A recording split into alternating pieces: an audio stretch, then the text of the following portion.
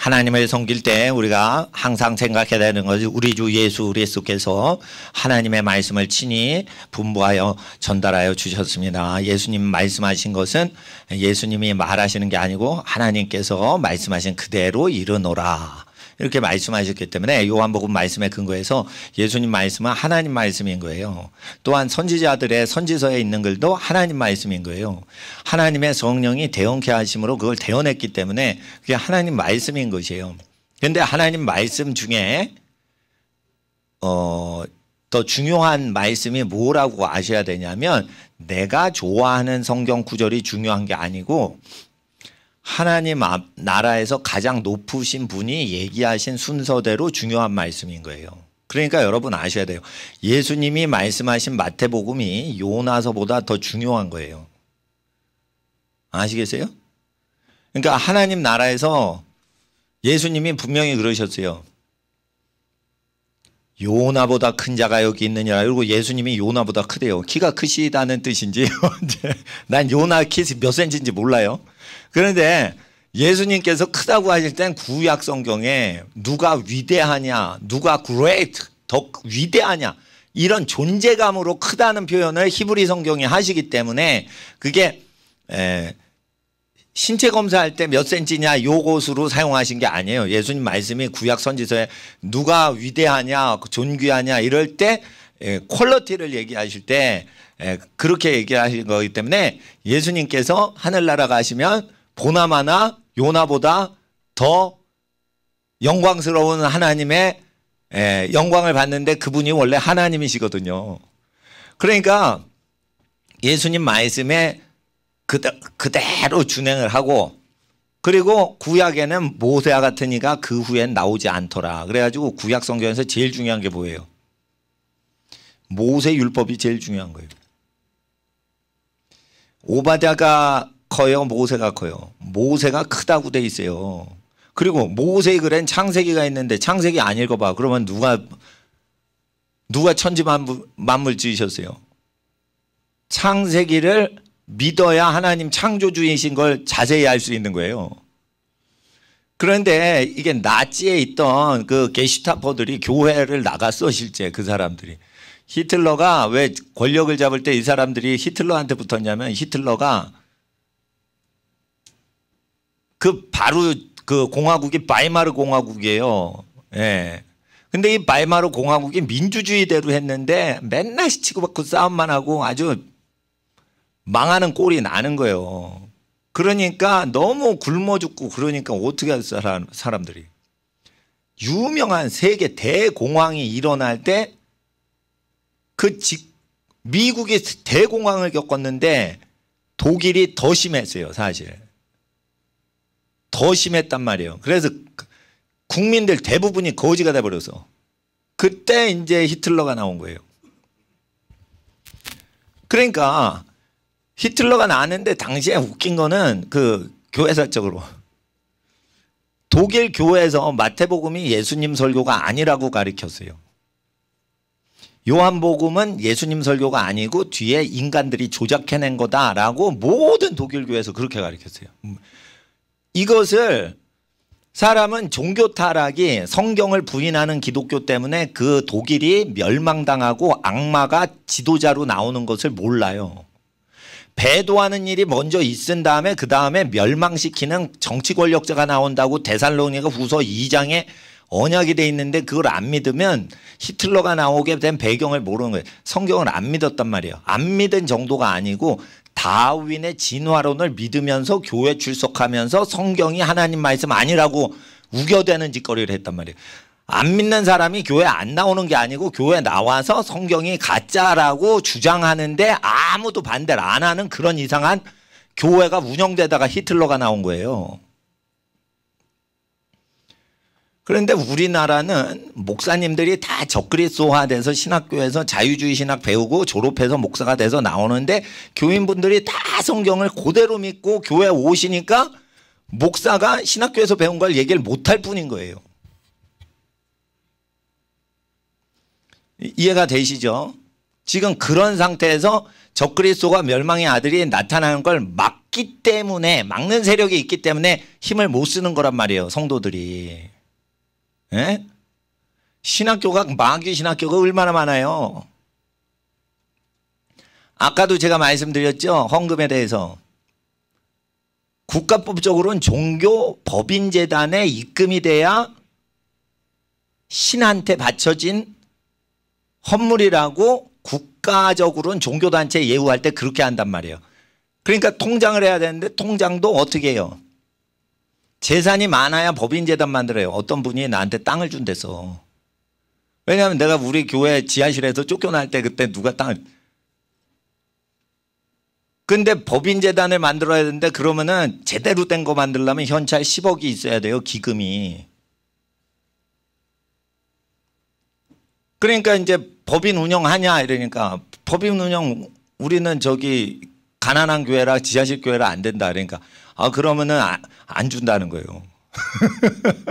땅도 기부받으려면 법인재단 운영하는 소위 한 10억 정도 현찰이 안 쓰고 그냥 묶어두고 은행에 저금을 해둔 단체만 토지를 희사받고 그런 거예요. 그래가지고 나 안 받았어요. 못 받았어요. 안 받은 게 아니라 못 받은 거지. 근데 그 아저씨가 준다고 했다가 나중에 물어보더라고. 그래 안 준대. 그래서 그 사람이 한 100억 현찰 굴리는 사람이었어요, 강남에서. 그래서 난 그 사람 의지 안 했지. 근데 그 아저씨 사업하다가 뭐가 마이너스가 되고 빚을 못 갚고 그래가지고 나중에 100억 현찰 굴리던 사람도 나중에 빚 못 갚고 감옥에 들어갔더라고. 그러니까 부자라고 계속 부자 되는 게 아니에요. 그러니까 잘 아셔야 돼. 세금을 걷는다고 그러죠. 세금을 걷는다고 그러죠. 그럴 때 세무서한테 뺏길 바에는 농어촌 미자리 교회한테 먼저 드리는 게 낫지. 괜히 헌금 그 통장에 남겨놨다가 어떻게 해? 돈 남네? 그러면 교회 운영하고 영업수익 생겼네? 이러면 또 가져가는 거예요, 그걸. 간단한 거예요, 그거. 그러면은, 야, 요번에 교회에서 세금 폭탄 교회한테 때린다고 그러는데 잘 됐다. 저기, 은행에 저축하고 있는 교회들 하나님이 두드려 패시는구나. 대번에 할 수가 있는 거예요. 근데 모세 율법을 주야로 묵상을 못하면 이게 이거 환란이다. 왜 교회를 싫어하냐. 저 문재인 정부가 왜 교회를 좋아하지 않고 왜 싫어하냐. 뭐 막 이러고 그 데모만 하는데, 그럴 필요 없어요. 하나님 모르는 사람한테 막 제발 우리 좀 봐주세요. 이렇게 싹싹거릴 필요가 없어요. 나쁜 짓 하면 거기서 맞춰서 하는 거예요. 그러면은 문재인 씨가 가난하냐, 농어촌에 있는 분들이 가난하냐. 농어촌 분들이 가난하니까 서울에 있는 공무원이 데려가게 합니까? 그냥 탁 주면 되지. 그러니까 헌금을 해가지고 남는 거 없이 싹 가난한 사람들이나 가난한 교회 하면 되는데, 하나님께 바친 거는 그 예수님 보내신 사람한테 영접하면 예수님을 영접하고 예수님을 영접하면 하나님을 영접하는 게 돼요. 그러니까 값없이 복음 증거하시는 목사님들이나 선교사님이 있으면 그분들 발 앞에 이렇게 갖다 드리면 돼요. 예. 근데 우리가 갔을 때 예물을 걷지 마라 이랬어요. 바울이 딱 왔는데 그때 헌금 걷어. 그럼 꼭 수금하러 온 것 같잖아. 그러니까 복음 전도자들은요, 자기가 헌금 거둔 걸 자기가 안 쓰고 되도록 안 쓰고 교통비하고 식사비 빼놓고는 안 쓰려고 하시는 목사님은 그게 모욕감이 약간 드는 거예요. 예, 그러니까 아주 거룩한 목사님들은 자기가 딱 갔을 때, 그 선교사님이 딱 갔을 때 헌금을 그 자리에서 거두면 조금 그 모임이 예의가 없는 거예요. 그러니까 반드시 복음 전도자가 방문하기 전에 헌금을 미리 예비하는 거예요, 예비. 예, 그리고 헌금 시간 없이 사역을 하시고 가실 때 은밀하게 과일 종이백에 과일도 넣고 그 차비 쓰시라고 이렇게 하면서 헌금을 그걸 섞어 드리되 요거 가시면서 드세요. 이렇게 하면서 은밀히 드리는 게 예인 거예요. 나는 복음 증거할 때 내가 사례를 바라고 한 적은 없습니다. 예.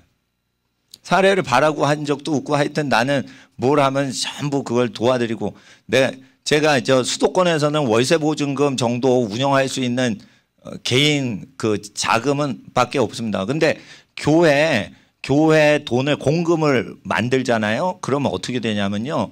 그거를 의심하지 않도록 하기 위해서 회계를 해야 되고요. 회계 감사를 제가 해야 되고요. 그리고 막 그거 행정 처리를 하는데 행정목사 하나를 또 둬야 돼요.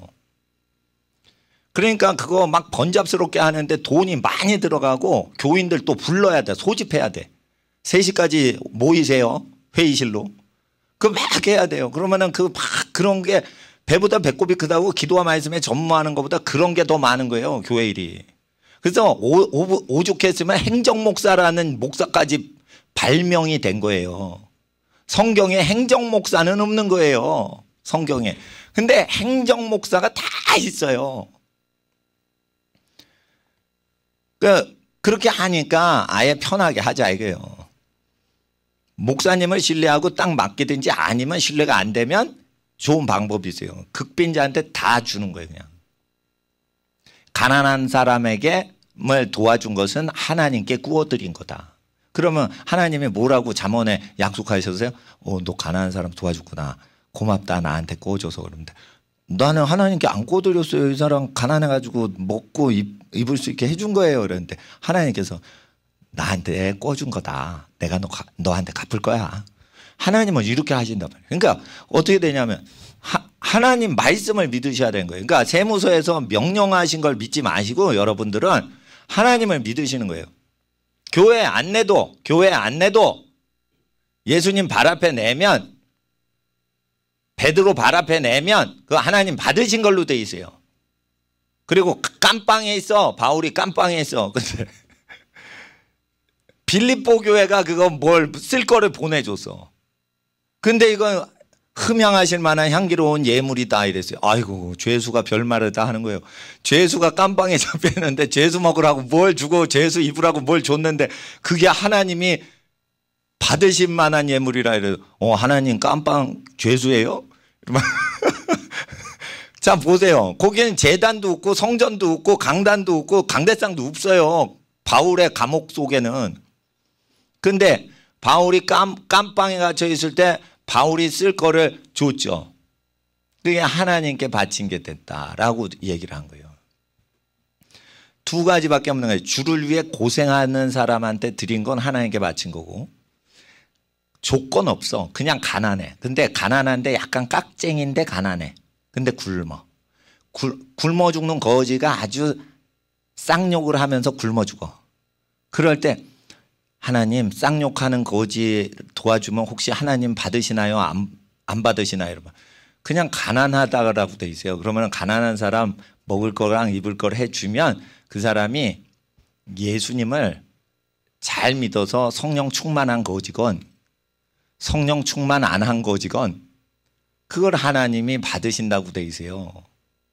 그러니까 헌금 이제 가난한 사람 도와주세요. 혹시 예수님 믿는 거지세요? 이렇게 여쭤보고 도와주는 게 아니고 그냥 가난하다. 그리고 그 가난한 사람을 긍휼히 여겨야 된다 이랬어요. 그래서 가난한 자를 도와주고 내 것을 다 나누어 줄지라도 내게 사랑이 없으면 내게 상이 없다 이거예요. 하늘나라 가면 구제한 게 상급이 아니고 그 사람을 사랑한 것이 내 상급이 되기 때문에 헌금을 걷어서 착한 일을 할 필요가 없는 거예요. 그래서 제가 공식적인 행사 외에는 헌금을 걷지를 않는 거예요.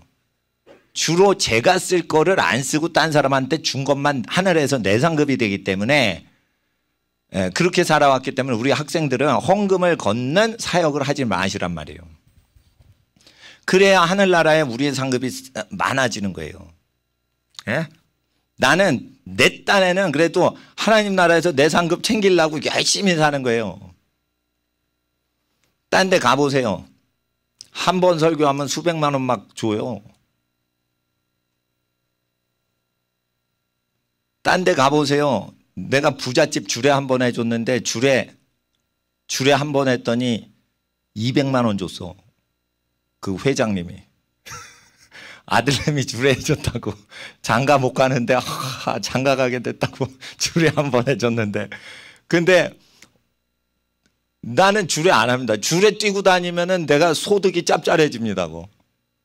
근데 주례하는 게 내 본업이 아니에요. 그것도 그 주례하실 분들은 이 연세가 높으신 노인 목사님들이 하시는 게 좀 걸맞고, 좀 노인 되기 전에 열심히 그냥 값없이 복음 증거하는 게 디모데가 사역한 거랑 비슷한 거니까 그렇게 하는 건데, 하나님 앞에 뭐든지 받은 것보다 드린 게 많고 그래야지 우리가 그 상급이 많기 때문에 전도하실 때도 혹시 여기 신우회를 운영하거나 회사에서 직장 신우회를 운영하거나 또 학교에서 기도 모임을 하거나 이럴 때 헌금이나 회비 걷지 말란 말이에요.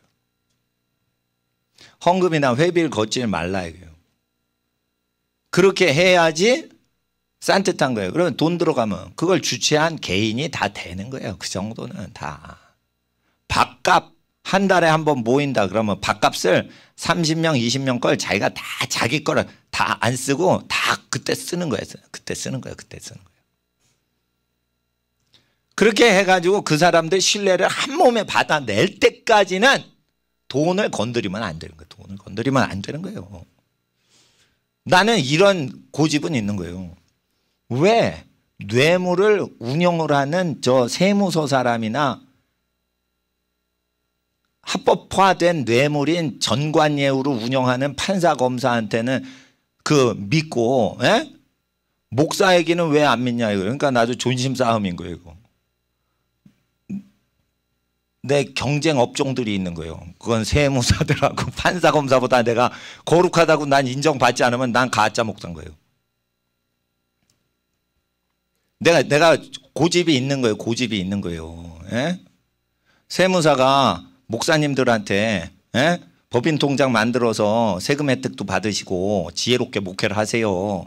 국가에서 세금 혜택 하면 11조에서 세금 안 떼면 그 교인들 세금 공제 혜택 받고 좋잖아요. 그리고 10억 기금 마련해 가지고 법인재단 딱 만들면 재벌 금융회사에서 기부를 해요. 재벌 금융회사에서 기부를 해요.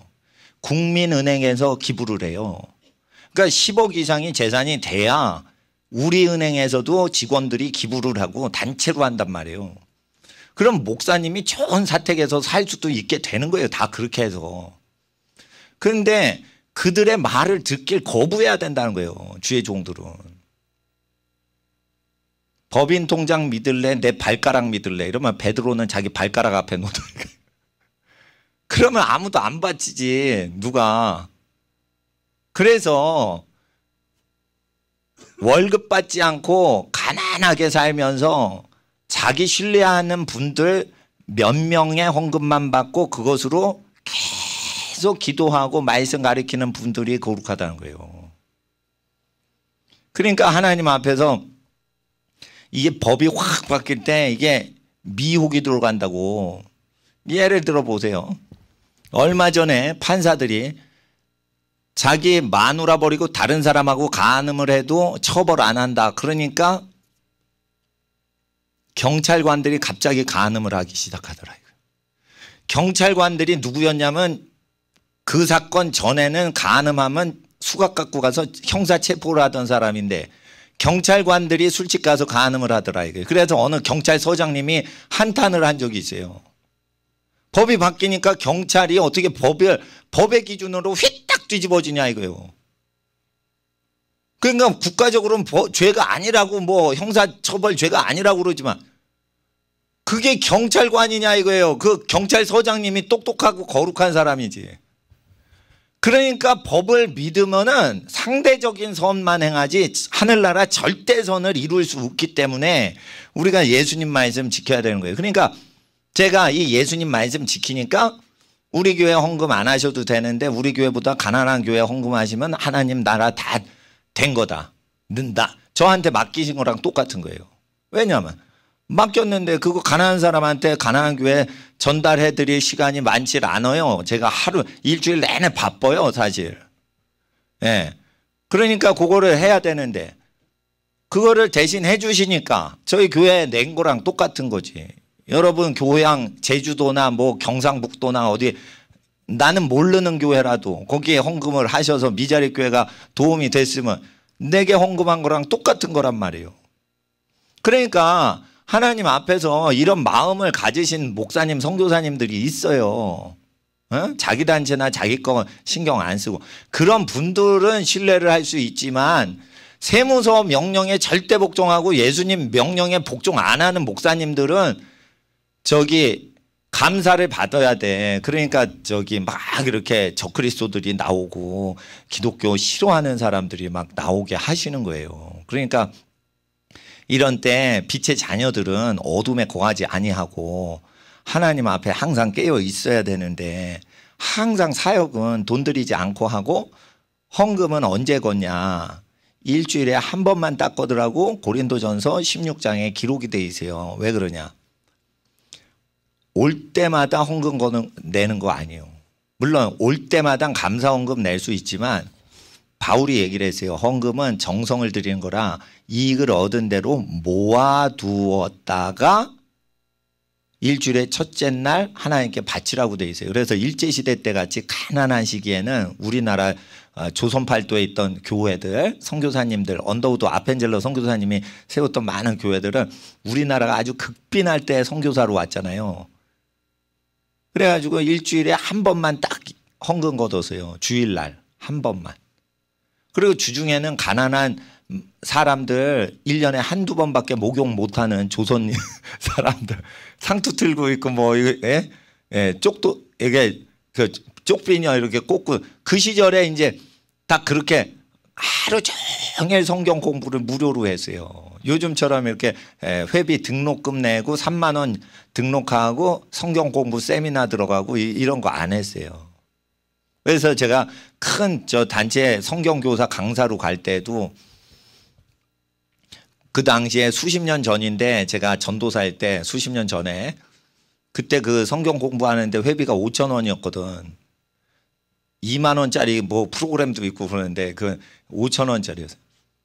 회비를 다 들고 온 거야 학생들이. 그래가지고 나는 안 걷었어요. 안 걷어서. 예. 네. 근데 안 걷으니까 위에 있는 어르신 목사님이 왜 안 걷냐 이렇게 저기 묻더라고요. 다른 사역자 다 걷는데 회비 등록비 걷어야지 결석도 안 하고 돈 3만 원 아까워가지고 열심히 결석 안 하고 결석도 안 하고 꾸준히 나온다는 거예요. 그러니까 등록시켜야지 공부 열심히 한다는 거예요. 근데 이제 나는 등록을 시켜본 적이 없어. 난 등록을 시켜본 적이 없어. 네. 바울이 돈 받고 등록을 시키고 가르친 적이 없어. 예수님은 등록시킨 적이 없어. 그리고 예수님은 교회 등록시킨 적 없어. 내게로 오라 예수님 그러셨어요. 그래서 나는 예수님께 가세요라고만 하지 나한테 등록 안 시키고 우리 교회에 등록 안 시켜요. 그리고 언젠가 등록을 할 때가 있는데 그것은 서로 사랑하고 거룩히 사는 사람의 관계에서 교제가 있어야 성도의 모임인 거지. 그냥 잘해주고 잘해주고 친절하니까 그 교회다 그러면 그럼 뭐 불신자 만나도 다 우리 잘해줄 수 있는데 뭐. 그러니까 하나님 앞에서 교회는 뭐냐 신령한 거예요 원래. 교회란 뭐냐. 하늘나라에서 교회는 예수의 말씀을 국가법을 안 지키고 예수의 말씀을 법으로 지키는 사람만 교회라고 한 거예요. 그러니까 제가 어느 정도 가면 국가법을 어기는지를 그걸 보고 주님의 제자인지를 보는 거예요. 국가법을 다 지키면 그건 사쿠라야 사쿠라 제자. 가짜 제자란 말이에요. 가짜 제자란 말이에요. 애국자다 그러는데 그게 변절자를 일제시대 때 사쿠라라고 그랬어요. 사쿠라. 예? 벚꽃을 사쿠라라고 그러는데 저거 친일파다 이러면서 그랬는지 모르겠어요. 하여튼 저 어릴 땐 그런 용어 많이 썼는데 사쿠라 뭐 요즘은 잘 안 써요. 그러니까 하나님 나라에서 잘 아셔야 되는 거예요. 그러니까 법을 어떻게 하건 간에 그리고 이제 제가 예언을 합니다. 좌파가 이겨요 우파가 이겨요. 좌파가 앞으로 이기게 돼 있어요. 왜 그러냐면 야고보서에 5장에 가난한 사람이 부자를 불질러 죽이는 시대가 온다고 돼 있어요. 말세에 재산을 모아놓으면 말세에 너희가 재산을 모았다 이랬어요. 그러면 가난한 사람들이 들고 일어나서 부자를 불질러 죽일 때 하나님이 안 말리는 걸로 돼 있어요. 야고보서를 지푸라기 서신이다. 믿을 필요 없다. 마틴 루터가 그 개소리를 한 거예요. 에? 그래서 마틴 루터가 끝판에 도운 거예요. 그래서 죽기 전에 유대인들 다 죽여버려야 돼. 막 그래가지고 그 유대인 학살에 대해서 막 문서를 발간해가지고 전 독일인이 다 알아요. 우리나라엔 마틴 루터가 미치기 전에 쓴 것만 야 위대한 종교개혁자 마틴 루터 이러죠. 마틴 루터가 계속 야고보 지푸라기 서신이다. 바울 것만 읽어야 된다. 야고보는 저기 중요한 거 아니다. 구약 성경 읽을 필요 없다. 바울 서신만 읽어라. 이렇게 자꾸만 하고 예수님 거를 보고 회개만 하는 거다. 우리는 이거 다 가르쳐 지키기 못한다. 이렇게 가르친 거예요. 근데 예수님은 가르쳐 지키기 명령을 하셨는데 왜 마틴 루터가 절반만 가르치냐 이거예요. 자꾸만 그러니까 야고보서가 싫은 거예요. 그러니까 야고보서 지푸라기 서신이다 이런 거예요. 거기서 끝난 게 아니에요. 끝에 미쳤어요. 근데 제정신으로 영이 돈 거는 사람이 몰라. 그러니까 밥 먹고 화장실 가고 사람 인사하고 이런 건 다 하니까 미치지 않은 걸로 하는데 영이 잘못됐단 말이에요. 영이 핀트가 나가버렸단 말이에요. 그런데 먹고 사는 모든 세상 일은 다 똑같이 하고 또 영주가 주었던 성에서 고독하게 은둔 생활하니까 미친 거 모르는데 글을 보면 끝에는 미쳤어요. 젊었을 때 하고. 왜 유대인을 죽여야 돼? 다 인종을 없애야 된다. 그런 식으로 해? 잘못된 거예요. 사람을 다 집단 학살시키는 건 하나님의 뜻이 아닌 거예요. 살인한 놈만 죽이라고 돼 있어요. 성폭행한 놈만 죽이라고 돼 있어요. 구약 성경에. 다 잡아 죽이면 안 돼요. 근데 그런 식으로 민족을 그렇게 하니까 나치 게슈타포 하던 사람이 다윈을 믿고 누굴 또 믿어서 마틴 루터가 유대인들 다 죽이라는 문서를 갖고 있어요. 독일 사람은. 그리고 교회 나가는데 마태복음을 안 믿어 또. 근데 교회 다니니까 기독교인으로 돼 있어요. 서류에. 그래가지고 그걸 유대인을 다 죽일 때 기독교인이 죽였지만 마귀가 죽인 거예요. 기독교인은요 절대 유대인을 전도해서 구원받게 하지 학살하라는 명령에 마틴 루터 명령을 안 따라요. 예수님 명령 따르지. 아시겠어요? 그러니까 하나님 앞에서 예수님 말씀 가르쳐 지키게 사역한 사람하고 예수님 말씀은 우리는 못 지킨다라고 가르치는 사역자하고 끝에 나누어지게 돼 있단 말이에요. 열매를 맺는 알곡과 열매를 못 맺어요. 우리는 예수님 말씀 못 지켜요. 이런 쭉정이하고 쫙 갈라진다. 그럴 때 쭉정이들이 하는 짓이 뭔 줄 알아요? 말씀을 회비받고 가르쳐요. 그래서 쭉정이 되는 거예요. 나 따르는 사람이 왜 알곡이 될 수밖에 없냐? 나는 돈을 다 버리고 주님 쫓아서. 나는 먹고 살라고 주님 쫓은 게 아니에요. 그래서 내가 돈을 안 걷는 거예요. 걷지 않는 게 쫓을 때부터 나는 돈을 다 버리고 주님 쫓아서. 그러니까 헌금도 안 걷는 거예요. 거쳐진 거 다 쓰는 거예요. 모아두죠. 그러면 은행으로 가죠. 은행은 고리대금하는 현찰로 우리 거를 빌렸어요. 자기네 돈을 빌려주지 않아요. 고객의 돈을 빌려주는 거예요. 그러면 그거 고리대금 업체죠. 은행은 이자를 사용해서만 하죠. 그럼 모세율법에 이자놀이 하는 거는 하나님 앞에 죄다 이랬어요. 중세 경제사 서양 중세 유럽 경제사를 제가 그 자료를 갖고 있는데 중세 유럽에서 이 기롤라모 사보나롤라 같은 그 기독교인들은 교황이 잘못됐다 이러는 수도사였어요. 교황은 성경대로 회개를 해야 된다. 그러지 않으면 지옥 간다 이랬어요. 그래서 교황 추종 세력한테 화형을 당해서 죽임당한 순교자가 선지자가 사보나롤라예요. 그러니까 루터보다 앞서서 종교개혁했던 사람이에요. 그 사람이 외쳐서 피렌체가 회개운동이 일어났어요. 그랬는데 그 회개가 일어날 때 고리대금 하던 사람이 고리대금을 안 해요. 가난한 사람 재산을 뺏어먹고 이자놀이하고 이런 걸 회개를 해요. 사보나롤라가 그렇게 회개를 외쳤어요. 근데 유대인들이 고리대금업을 그때 많이 했어요. 유럽에. 교회 역사를 보면 안 나와요. 그 경제 역사를 보면 나와요. 근데 전 경제사를 공부를 했기 때문에 자료들이 있기 때문에. 그래서 유럽에 진짜 크리스찬들이 있었어요. 진짜 회개한 사람. 이자놀이 해요 안 해요? 안 해요. 은행 이용해요 해요 안 해요? 은행 이용 안 해요. 그들 때문에 유럽이 부자가 된 거예요. 그런데 당시에 유대인들은 쫓겨다니는 민족이라서 돈놀이를 계속 하는 거야. 그럼 물론 유대인들이 구약을 갖고 있기 때문에 부자 되는 복은 있지만 그 당시에 구약 성경을 더 지키던 사람이 누구냐면 진짜로 회개한 이태리의 기독교인들이 당시에 유대인보다 구약 성경을 더 지켰어요. 그래서 유럽이 그때 부자가 된 걸로 지금까지 먹고 사는 거예요. 그러니까 경제사적으로 이자 놀이를 하는데 뒷돈 대주면 안 되는 게 성령님의 뜻인 거예요. 그래서 은행에 저금을 안 한단 말이에요. 가난한 목사님들은 은행에 저금할 돈도 없고 그러니까 헌금이 안 거치는 거예요. 은행을 딱 끼고 있는 목사들한테 헌금 바치지. 예?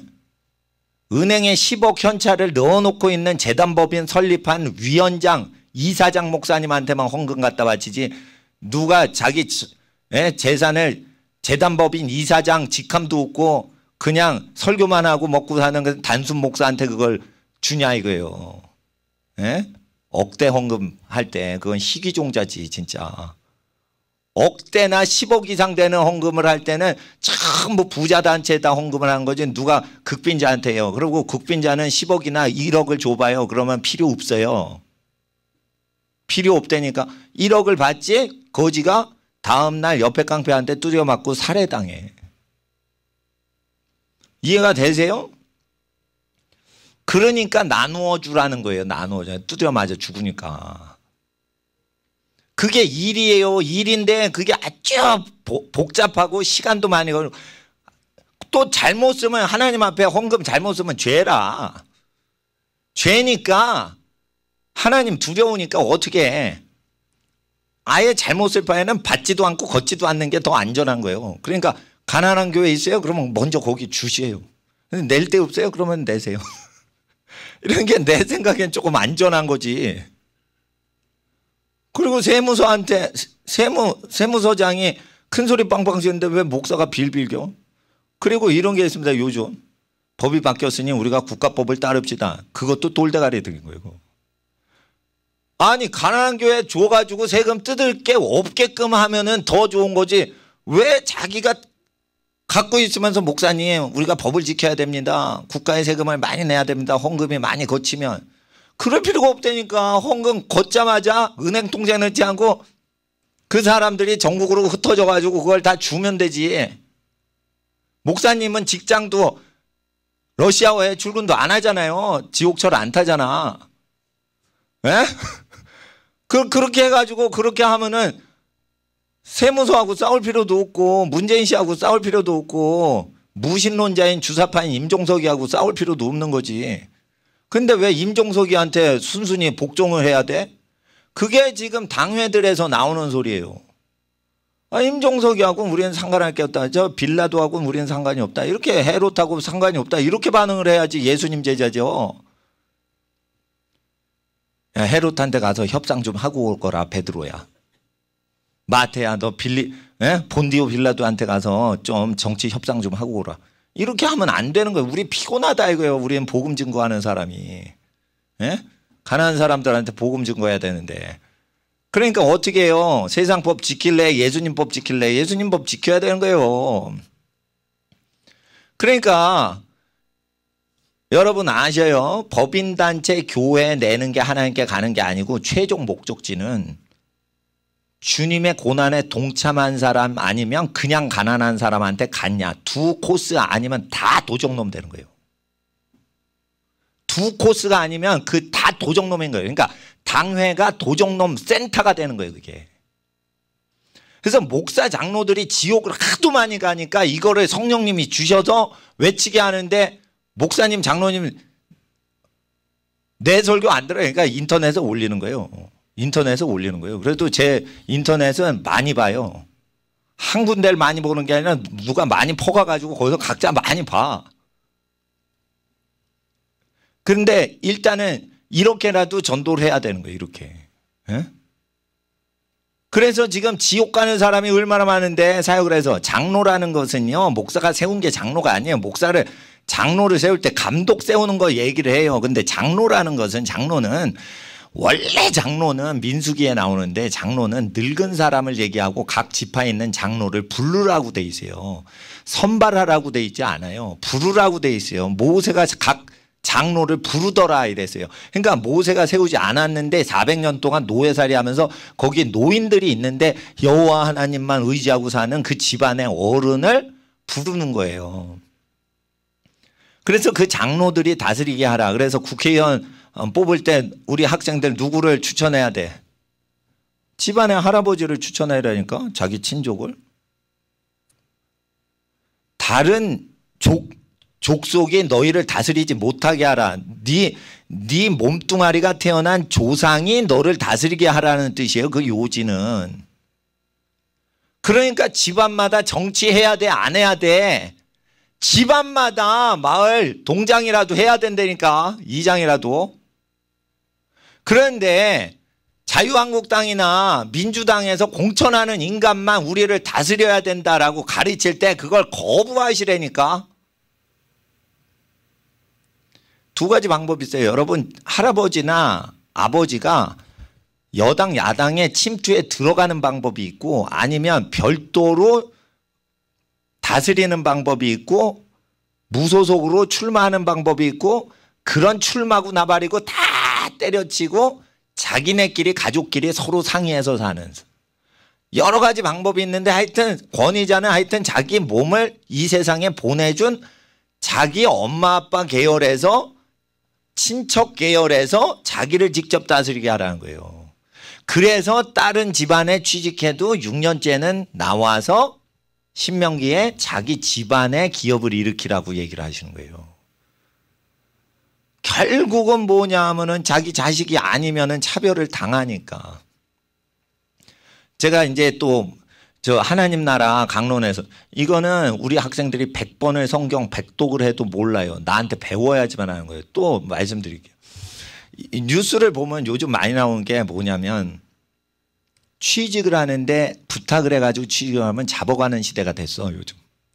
그래가지고 누가 있었는데 대한항공에 뭐 이렇게 청탁, 인사 청탁을 해가지고 우리 자식 좀 잘 봐주세요. 이래가지고 면접 때 잘 보인 것도 아니고 미리 이제 좀 아빠가 얘기를 한 거지. 그러니까 아들이 가가지고 면접했는데 뽑혔나 봐.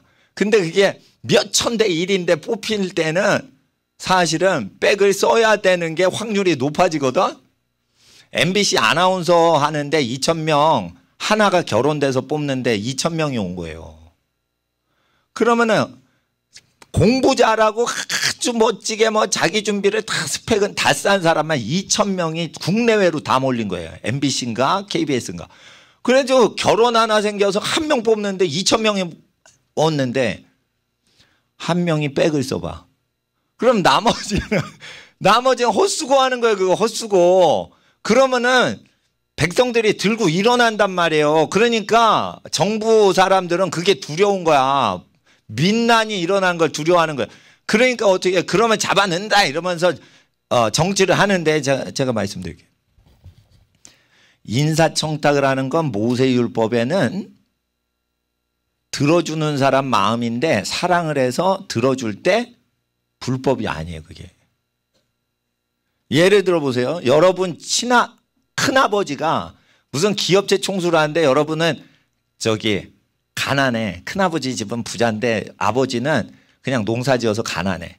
그럴 때 농사꾼 아들인 여러분이 큰아버지 서울 강남이나 광화문에 있는 대기업체 총수실 가서 조카 왔어요. 저 왔어요.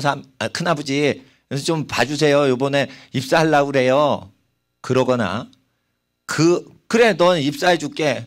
친척 내 조카니까 내 조카다. 조카는 내 자식이나 마찬가지다. 입사해 주죠. 그거 죄가 아니에요. 그리고 이런 게 있어. 조카만 취직시킨 게 아니고 그 큰아버지가 조카가 대학교 다니거나 고등학교, 공업고등학교나 농업고등학교 다니면서 성실한 자기 친구를 끌고 왔어.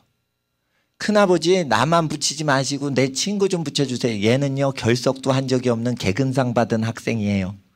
이랬어. 그러니까 그 큰아버지가 얘는 정체를 모르겠는데 자기 조카가 개근상 받았고 얘는 욕도 안 하고 착하단 말이에요. 그러면서 막 선전을 하니까 믿을 구석이 조카밖에 없으니까 조카 말 듣고 조카 반 친구를 붙인 거예요. 이러면은 요번 정부에서는 아작이 나는 거예요. 불법이라는 거예요. 근데 성경엔 이게 불법이 아니에요. 죄가 아니에요. 그러니까 교회에서 제대로 안 가르치면 큰일 나 지금. 지금 2018년도 이거 신년 초에 이거 모세의 율법을 정확히 모르면요 불법이다 불법이다 이러는데 또 야당 한국당에서는 악법이다 악법이다 이러면서 니네가 악한 놈들이다 이러면서 막 할 때 굉장히 율법 공부하기가 좋습니다. 지금 시즌이 아주 좋은 시절이 왔습니다. 성경 강론하기 아주 좋은 거예요. 친인척이나 친구 소개로 해가지고 2000대 1을 뚫고서 합격이 되고 이런 거는 하늘나라 가서 죄라고 안 하세요. 사랑을 금할 법이 없어요. 하나님 나라에서. 그 사람이 사랑스러워. 그래가지고 양다리가 다 저는데 다리가 다 멀쩡한 장애가 없는 사람 다 물리치고 양다리가 휠체어를 타는데 그 사람을 운동선수로 취직을 시켰어. 그래도 사랑으로 그 사람을 취직을 시켰으면 죄가 아닌 거예요. 사랑을 막을 법이 없느니라. 하늘나라 법에 대해서 잘 모르니까 사람들이 인사청탁하면 무조건 취직 부탁하면 그게 죄다 이러는데 그 죄 아닙니다. 근데 현 정부가 그걸 무조건 나쁜 놈들이라고 그 기업 운영하는 사람을 때려잡으려고 지금 하는 거예요. 근데 하나님 나라는 그거 죄 아니에요. 그러니까 하나님 앞에서 이 법을 잘 알되 사랑을 받아서 취직이 돼도 불명예를 쓰지 않도록 합법적인 그 모양새를 갖추기 위해서 기존의 법들을 신경 쓰라 이거예요. 그러니까 기존의 법을 주를 위하여 순복하라는 게 뭐냐면 주님을 위하여 주님의 법을 버리라는 게 아니고 기존 법이 하나님 나라 이해를 못하니까 우리가 거기에 맞춰주자 이거예요. 그들이 하나님 나라의 눈높이를 못 맞추니까 취직법에 인사고용법에 못 맞추니까 우리가 그 사람의 눈높이를 맞춰서 취직을 해주자 이래가지고 스펙 같은 걸 쌓는 거예요. 스펙을 쌓고 어떻게 취직할 때는 사랑을 받아 취직을 해야지 지혜로운 거예요. 스펙 갖고 취직하죠? 이러면 3개월에 있다 잘려요. 사랑스럽지 않으면 돈 주기가 싫은 거예요. 월급 주기 싫은 거예요 다. 그러니까 뭐냐면 스펙은 뭐예요? 자기가 사랑받아 은총을 받은 걸 객관화시키기 위한 포장지란 말이에요. 스펙은. 토익을 900점 맞았다. 무엇을 잘한다. 그리고 안전구조요원 자격증이 있다. 이런 걸 막 덕지덕지 갖고 있으면 내가 사랑하는 내 조카나 내 제자 중 학생 중에 누굴 취직시킬 때 딴 사람이 시비 걸 수가 없게 너 이거 다 갖춰놔. 그러면 내가 그런 거 없어도 너를 채용할 텐데 그러나 그런 게 있어야 너를 내가 품고 있는 걸 다른 사람이 시기 질투할 수가 없어. 그러니 너는 사랑을 받아서 대학 안 나와도 먹고 살 수 있지만 대학도 안 나온 놈을 뭐 취직시켰다 있다고 비방을 받지 않도록 하기 위해서 대학을 나와. 이렇게 하나님의 성령님은 속살거리시는 거예요. 속삭이시는 거예요. 우리에게. 그러니까 누구 인사청탁해서 대한항공 취직시켰다. 또 내가 자꾸 그 특검을 해야 된다. 국회에 불러내야 된다. 아주 박살을 내야 된다. 막 그러죠. 그러니까 국민 전체가 어떻게 되냐면 야 일가친척 도와주면 안 되나 보다 이런 미친 나라가 되는 거예요. 그 자체가 불법인 겁니다. 도와줘. 일자리를 언제 도와줘요? 가난이 왔을 때 일자리를 도와주라고 돼 있어요. 레위기 25장에. 누구부터? 친척부터. 재판을 할 때는 반드시 자기 자식을 위해 주는 판결을 내니까 재판장은 친족 중에 뽑으라 돼 있어요. 어디에? 외우셔야 돼. 출애굽기 18장과 신명기 1장에. 그런데 사법부 판사들이 자기 친척이 연루됐죠. 그러면 그 친척인 판사는 빼. 그리고 모르는 판사들을 통해서 재판을 해요. 그것이 세상 방법이요. 근데 하나님이 원하시는 것은 피를 쏟으며 땀을 쏟으며 사랑하는 자손들을 위해서 재판하시는 분은 그 재판받는 자식들을 편파적으로 안 한다. 열 손가락 깨물으면 다 아파요. 열 자녀를 편파적으로 안 한단 말이에요. 자식은. 그러니까 뇌물 먹지 않는 재판장은 집안 어른밖에 없으니까 그렇게 해야 되는데, 그렇게 하려면 산업구조가 집안 친척끼리 거대한 생존 공동체를 만들 때만 되는데, 이게 뿔뿔이 흩어져 가지고 사니 모르는 사람한테 재판을 당하니까 어떻게 해요? 뇌물 쓰는 거예요. 뇌물 쓰고 서울대 동기한테 뇌물 갖다 달라고 전화하고 사과 박스 하는데 거기에는 10,000원짜리 50,000원짜리가 가득 찬 사과 박스를 사과 배달하는 식으로 갖다 주고, 이렇게 하면서 살 수밖에 없는 구조가 된 거예요, 지금. 2000대 1인데 뭐 어떻게 해? 2000대 1인데. 그러면 영어 점수 0.5점이 모질라서 또 그거 실력 차이 안 나는 겁니다. 2000대 1이면 그 뽑혔다 안 뽑혔다 실력 차이 없는 거예요, 그거. 그러니까 하나님 앞에서 은총을 받아야 돼요. 근데 이런 게 있어요. 우리 학생들. 은총을 받을 때는요, 하나님이 보실 때 좋았더라 라는 모습으로 우리가 크면 하나님이 보실 때 좋았더라 하는 증세가 모든 어른들한테 나타나요. 그래서 모세 율법을 그대로 지키고 자란 사람은 나중에 우리 모든 어른들이 학생들을 볼 때 참 참하게 생겼다, 이런 느낌이 생긴단 말이에요. 그러니까 하나님의 눈은 어떻게 와요? 모든 호흡을 하는 사람 마음속에 내리는 거예요. 그래서 하나님의 보이지 않는 신성과 능력이 그 보이는 지음받은 만물에 분명히 보여서 알게 하시는 조치를 하신다. 그러니까 하나님이 사랑스럽다 하면은 하나님과 사람들 앞에서 예수님이 사랑스러우시더라, 이런 증세가 나타나는 거예요. 그게 예수님만이 아니고 갓난아기도 마찬가지예요. 갓난아기 태어나죠. 그러면은 어떻게 해요? 사랑스러운 거예요, 갓난아기가. 예? 아들이고 딸이고 그런 거 가릴 필요 없는 거예요. 사랑스러운 거예요, 사랑스러운 거. 그리고 어떤 애가 태어났어. 근데 이제 청소년이 사고를 쳐가지고 결혼도 안 했는데 고등학생이 아기를 낳은 거예요. 근데 그 아이가 태어나면서 눈이 멀어서 태어난 거예요. 근데 그 갓난 아기가 잘 이렇게 눈 작동이 안 되는 애인데, 그러니까 좀 불량배끼리 뭐 연애를 하다가 애가 낳았는데 그 한쪽이 안 보이는 거예요. 그래서 수술을 했네. 수술을 했더니 이게 눈 모양새가 짝짝이 된 거예요. 근데 난 그 아기를 볼 때 사랑스러운 것도 있지만 불쌍해 보이는 거예요. 불쌍해 보이는 거예요. 아휴, 부모 잘못 만나가지고 그렇게 고생하면 태어날 때부터 눈이 안 보이는 거예요. 그러니까 뭐냐면 나는 그 아기를 처음 봤어요. 처음 봤는데 불쌍한 거야. 왜 불쌍할까 내가? 언제 봤다고? 그게 하나님이 보시는 마음인 거예요. 그 아기를 불쌍하게 보는 거예요. 불쌍하게. 아, 사랑스럽다, 예쁘다 막 이 소리가 안 나오더라고. 그러니까 모세 율법을 지켜야 된다는 거예요. 모세 율법을 지켜야 된다는 거예요. 제가 모세의 계명과 예수님의 계명을 지켜요. 그러면 교인분들이 저 목사님 진짜 예수님 증거하나 보다 이래가지고 예수님 좋아하시는 분은 인정을 해 주실 거고, 내가 예수님 말씀 그대로 지키는데 어떤 분이 딱 볼 때 아유 저 목사 꼴보기 싫어 이러면은 그분은 예수님을 안 믿으니까 예수님 믿는 목사를 보면 꼴보기 싫을 거니까, 내가 예수님 잘 믿으면은 예수님 좋아하시는 분만 교회 와요. 그러면 내가 안전한 거지. 에? 안전한 거지. 그러니까 제가 알아서 불우한 사람 계속 도와줬는데 잘해줬어. 그런데 가족한테 잘 안 해. 그러면은 그 사람 목사 배신해요. 그건 제가 안 거예요. 멘탈이 잘못돼서 잘 못됐을 때 그 사람을 도와준 건 좋은데 그 사람이 성도라고 생각하면 안 돼. 사람이 온전하려면요, 집안의 3대를 거쳐야지 정상인간이 나와.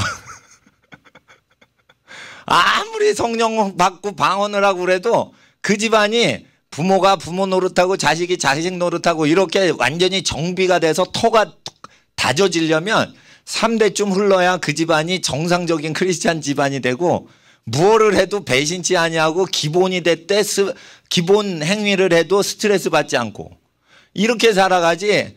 그러지 않고는 집안이 탄탄하지 않으면 아직 더 이루어져야 할 의의 열매가 많이 기다리고 있는 거예요. 그러니까 무엇을 하더라도 집안을 공경하려고 하는 거예요. 집안을 먹여 살리려고 일을 해야지 자기 일이 아니란 말이에요. 결혼도 직장도 전부 집안일이란 말이에요. 집안일. 그래서 하나님 말씀을 들으셔야 돼요. 그러니까 인사청탁하는 건데 그 취직하는 거, 인사청탁하는 거 그거 죄 아니에요. 죄 아니에요. 성경 잘 보세요. 누가 참하다 추천해줘서 왕이 임명하지 그게 죄가 아니에요. 공채를 해야지만 죄가 아니다라고 누가 외치냐. 노조위원장은 다 그렇게 외쳐요. 노조위원장, 그러니까 노동조합위원장들은요, 그게 그들의 투쟁 원리이기 때문에 그렇게 해야만 자기가 권력을 취하고 자기가 월급 교섭 협상권에 갑으로 들어갈 수가 있기 때문에 그렇게 할 뿐인 거예요.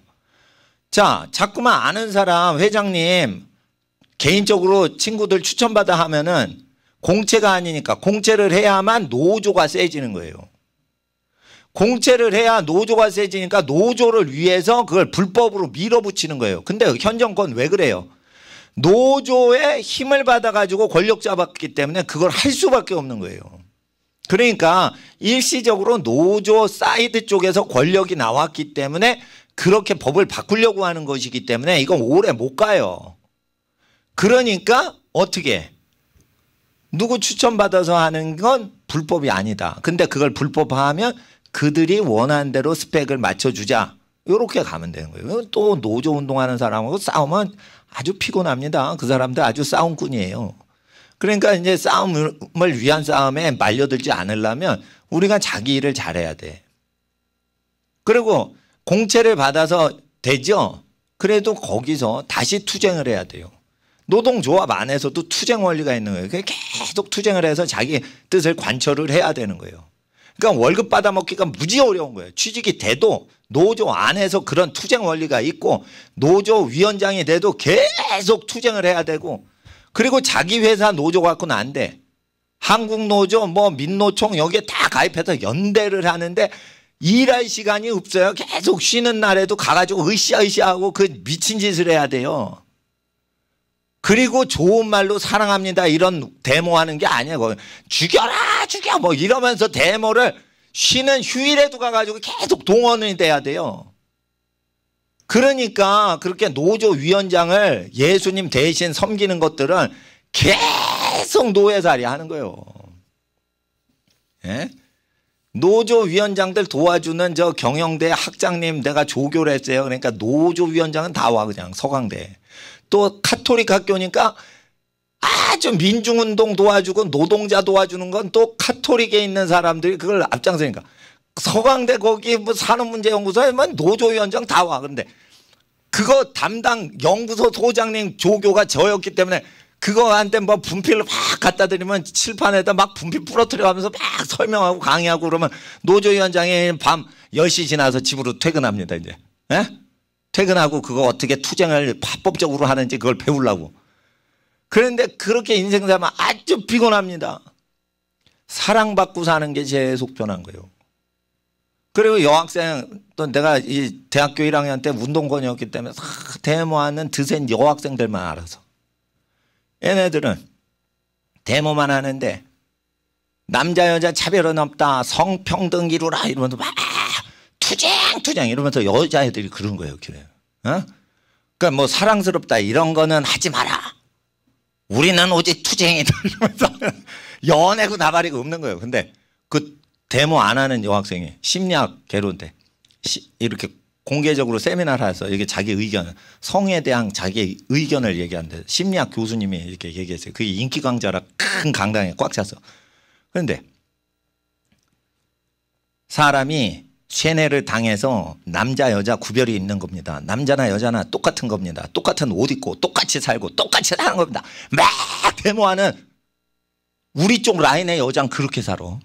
그런데 저쪽에서 데모 안 하는 여학생이 저는요 남자처럼 되는 거 싫어요. 그리고 남학생이요 여성스럽다고 막 그러고 날 좋아하면은 기분이 좋아요.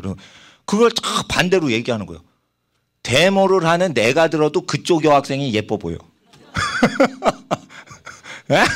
아니 데모를 하는 이 부대 쪽에 있는 내가 봐도 그쪽 여학생이 참 아름답고 여자스럽고 복스럽고 뭐 표현은 못하겠는데 하여튼 그 솔직하게 양쪽을 다 솔직하게 얘기를 했는데 내가 이쪽 좌파 쪽에 있는데 저쪽에서 데모 안 한 여학생이 정상 여자같이 보이더라고 그때.